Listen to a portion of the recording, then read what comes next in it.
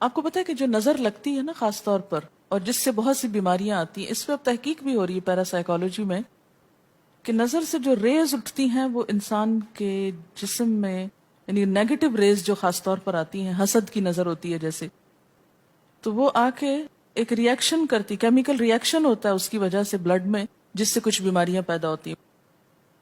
حدیث میں آپ کو سنا دیتی ہوں۔ حضرت ام سلمہ سے روایت ہے کہ آپ صلی اللہ علیہ وسلم نے ایک لڑکی کے چہرے پر کالے پیلے رنگ کا نشان دیکھا تو آپ نے فرمایا اسے نظر بد لگ گئی ہے، اس پر دم کرو۔ حضرت جابر کہتے ہیں کہ آپ صلی اللہ علیہ وسلم نے آل حزم کو سانپ کے ڈسنے کی وجہ سے دم کرنے کی رخصت دی، اور آپ نے اسما بنت امیس سے پوچھا کیا وجہ ہے کہ میرے بھتیجے کمزور ہیں، کیا فقر و فاقہ کا شکار ہیں، یعنی کھانے پینے کے باوجود یہ کیوں کمزور ہیں، کیا ان کو کچھ کھانے کو نہیں ملتا؟ انہوں نے کہا نہیں، بلکہ انہیں نظر بد بہت جلد لگ جاتی ہے، تو آپ نے فرمایا ان پر دم کیا کرو۔ یعنی جس بیماری کی سمجھ میں نہ آئے کہ کھائے پیے بھی انسان جوان بھی ہو لیکن اس کو صحت ہو ہی نہ، کوئی ظاہری سبب معلوم ہی نہ ہو، تو ایسے شخص پر دم کرنا چاہیے۔ حضرت عائشہ صدیقہ کہتی ہیں کہ رسول اللہ صلی اللہ علیہ وسلم نظر بد کی وجہ سے دم کرنے کا حکم دیتے تھے۔ حضرت انس کہتے ہیں کہ آپ صلی اللہ علیہ وسلم نے نظر بد اور بچھو وغیرہ کے ڈسنے سے اور پھوڑوں سے دم کرنے کی اجازت دی، یعنی پھوڑے وغیرہ جو ہوتے ہیں نا اس پر بھی دم کی اجازت دی، تو جسمانی بیماری ہے نا۔ اور نظر کے بارے میں تو یہ بھی کہا گیا ہے، حدیث میں آتا ہے کہ نظر بد کا لگنا حق ہے، انسان کو اونچے پہاڑ سے گرا سکتی، کیونکہ ہوتا کیا ہے کہ جب ایک خاص اینگل سے دیکھا جاتا ہے تو دوسرے انسان کے جسم میں جیسے لرزہ سا آ جاتا ہے نا، اور انسان ہل جاتا ہے۔ اس کی دلیل قرآن میں بھی ہے، ایک سورت کے آخر میں آتا وَإِن يَكَادُ الَّذِينَ كَفَرُوا لَيُزْلِقُونَكَ بِأَبْصَارِهِمْ لَمَّا سَمِعُوا الذِّكْرَ، کہ قریب ہے کہ کچھ کافر آپ کو اپنی نگاہوں سے کیا کر دیں، پھسلا دیں جب یہ قرآن سنتے ہیں، یعنی وہ سننے نہیں آتے تھے، صرف آپ کو گھورتے رہتے تھے۔ اور کس لیے گھورتے رہتے تھے؟ تاکہ آپ بول نہ سکیں، آپ لرز جائیں، ڈگمگا جائیں، اپنا کام چھوڑ دیں، بری نیت سے آتے تھے۔ وَيَقُولُونَ إِنَّهُ لَمَجْنُونَ، کہتے ہیں کہ یہ تو مجنون ہو گیا۔ آپ صلی اللہ علیہ وسلم نے فرمایا نظر بد حق ہے، اگر تقدیر سے کوئی چیز سبقت لے جا سکتی ہوتی تو وہ نظر بد ہے۔ پتہ کیسے چلے؟ چل جاتا ہے، پتہ کیوں نہیں چلتا؟ مثلا آپ کا بچہ ہنس رہا تھا، کھیل رہا تھا، دودھ پی رہا تھا کہ اچانک کوئی شخص آیا اور جب وہ اٹھا تو بچے نے شور کرنا شروع کر دیا، اور پتہ چل جاتا ہے۔ بعض اوقات گھر ہی کے لوگوں کی لگ جاتی، بعض اوقات محبت سے بھی لگ جاتی، کہ بچہ کھیل رہا تھا، آپ دیکھتے کہ وہ گر پڑا، اچانک رونا دھونا شروع ہو گیا، سر پٹ گیا۔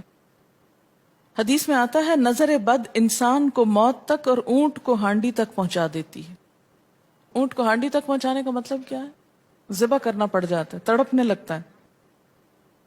آپ صلی اللہ علیہ وسلم نے فرمایا اللہ کی قضاء اور تقدیر کے بعد سب سے زیادہ نظر بد کی وجہ سے میری امت میں اموات ہوں گی۔ آپ صلی اللہ علیہ وسلم نے فرمایا نظر بد سے اللہ کی پناہ طلب کیا کرو، کیونکہ نظر بد کا لگنا حق ہے۔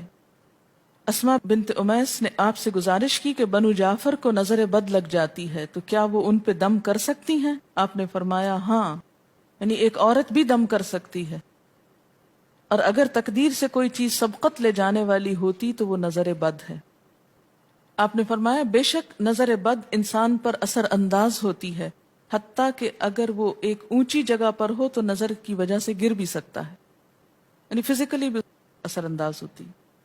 اور آپ دیکھیں کہ وہ قرآن پاک میں نہیں آتا وَمِن شَرِّ حَاسِدٍ إِذَا حَسَدَ، اور حاسد کے شر سے جب وہ حسد کرے، تو نظر بد ہوتی کس کی ہے؟ حاسد کی ہوتی۔ بری نظر کس کی ہوتی ہے؟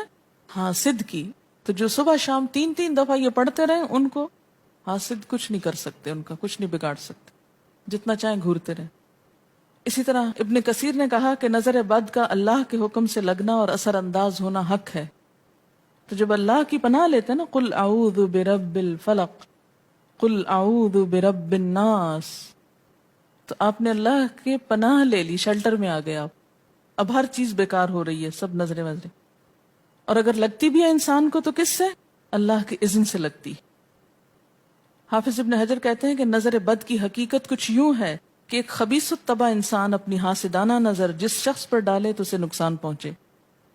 ابن قیم کہتے ہیں کچھ کم علم لوگوں نے نظر بد کی تاثیر کو باطل قرار دیا ہے، اور ان کا کہنا ہے کہ یہ محض توہم پرستی ہے اور اس کی کوئی حقیقت نہیں، لیکن حقیقت یہ ہے کہ یہ لوگ سب سے زیادہ جاہل اور ارواح کی صفات اور ان کی تاثیر سے ناواقف ہیں، اور ان کی عقلوں پہ پردہ پڑا ہوا ہے، جبکہ تمام امتوں کے عقلاء باوجود اختلاف مذاہب کے نظر بد سے انکار نہیں کرتے. یعنی صرف اسلام میں نہیں، دیگر مذاہب میں بھی یہ کانسیپٹ پایا جاتا ہے، اگرچہ نظر بد کے سبب اور اس کی جہت تاثیر کے سلسلے میں ان میں اختلاف ہے. پھر کہتے ہیں اس میں کوئی شک نہیں کہ اللہ تعالیٰ نے جسموں اور روحوں میں مختلف طاقتیں اور طبیعتیں پیدا کی ہیں، اور ان میں کئی خواص اور اثر انداز ہونے والی کیفیات ودیت کی ہیں. آپ دیکھیں کہ لو چلتی ہے تو اثر نہیں ہوتا، اس کا بھی تو اثر ہوتا ہے نا، حالانکہ وہ نظر نہیں آ رہی ہوتی. اور کسی عقل مند کے لیے ممکن نہیں کہ وہ جسموں میں روحوں کی تاثیر سے انکار کرے، کیونکہ یہ چیز خود دیکھی اور محسوس کی جا سکتی ہے. اور آپ دیکھ سکتے ہیں کہ ایک شخص کا چہرہ اس وقت انتہائی سرخ ہو جاتا ہے جب اس کی طرف وہ انسان دیکھتا ہے جس کا وہ احترام کرتا ہے، اور اس سے شرماتا ہو، اور اس وقت پیلا پڑ جاتا ہے جب اس کی طرف ایک ایسا آدمی دیکھتا ہے جس سے وہ ڈرتا ہو. یعنی جس سے آپ ڈرتے ہیں وہ آپ کو دیکھے تو آپ کا رنگ پیلا ہو جاتا ہے. فرمایا یہ سب کچھ روحوں کی تاثیر کی وجہ سے ہوتا ہے، اور چونکہ اس کا تعلق نظر سے ہوتا ہے اور اس لیے نظر بد کی نسبت آنکھ کی نظر کی طرف کی جاتی ہے، حالانکہ آنکھ کی نظر کچھ نہیں کرتی، یہ تو روح کی تاثیر. یعنی نظر یہ نظر نہیں ہے صرف، بلکہ اندر سے روح یا احساسات ہیں جو ٹرانسفر ہوتے ہیں. آپ دیکھیں کہ محبت کی نظر کیا اثر نہیں کرتی؟ کرتی ہے نا. اسی طرح نفرت کی، غصے کی، اور آپ کے چھوٹے بچے خاص طور پہ نظروں کو بہت پہچانتے ہیں. آپ نے دیکھا ہوگا کہ بچے کچھ لوگوں کے پاس فوراً چلے جاتے ہیں اور کچھ لوگوں کے پاس نہیں جاتے. بچوں کی مثال اس لیے دے رہی ہوں کہ وہ معصوم ہوتے ہیں نا، ان کو کسی نے سکھایا پڑھایا نہیں ہوتا کہ ادھر جاؤ اور ادھر نہ جاؤ، اور اگر آپ سکھائیں پڑھائیں بھی تو پھر بھی وہ اپنی مرضی کرتے ہیں، آپ کی نہیں مانتے. تو وہ ایک طرح سے بہترین جج ہوتے ہیں. بعض لوگوں کو دیکھ کے بچے رونے لگتے ہیں، بعض کو دیکھ کے مسکرانے لگتے ہیں. تو یہ ایسا کیوں ہوتا ہے؟ اچھا، اسی طرح اگر کوئی شخص کانسٹنٹلی آپ کو دیکھ رہا تو آپ کانشیس ہو جاتے ہیں، آپ ٹھہر نہیں سکتے. اسی طرح اگر کوئی سٹیئر کر رہا ہو تو اس کی نظروں سے بعض اوقات خوف بھی آنے لگتا ہے. اللہ نے کیسی کیسی طاقتیں انسان کو دی ہیں. سلطان النصیرہ. اچھا، پھر لکھتے ہیں کہ روحیں اپنی طبیعتوں، طاقتوں اور کیفیتوں اور اپنے خواص کے اعتبار سے مختلف ہوتی. سو حسد کرنے والے انسان کی روح واضح طور پر اس شخص کو اذیت پہنچاتی ہے جس سے حسد کیا جاتا ہے. ویسے بھی تو آپ دیکھیں نا، وہ رویے ایک دم آپ پہچان لیتے ہیں. یہی وجہ ہے کہ اللہ تعالیٰ نے حاسد کے شر سے پناہ طلب کرنے کا حکم دیا ہے. حاسد کی تاثیر ایک ایسی چیز ہے جس سے وہی انکار کر سکتا ہے جو حقیقت انسانیت سے خارج ہو. جنوں کی نظر بھی لگتی ہے. یہ میرا قول نہیں ہے، حدیث ہے. حضرت ابو سعید خدری سے روایت ہے کہ رسول اللہ صلی اللہ علیہ وسلم جنات اور انسانوں کی نظر بد سے پناہ مانگتے تھے. یعنی آپ جو پناہ مانگتے تھے بری نظر سے، وہ انسانوں کی بھی اور جنوں کی بھی.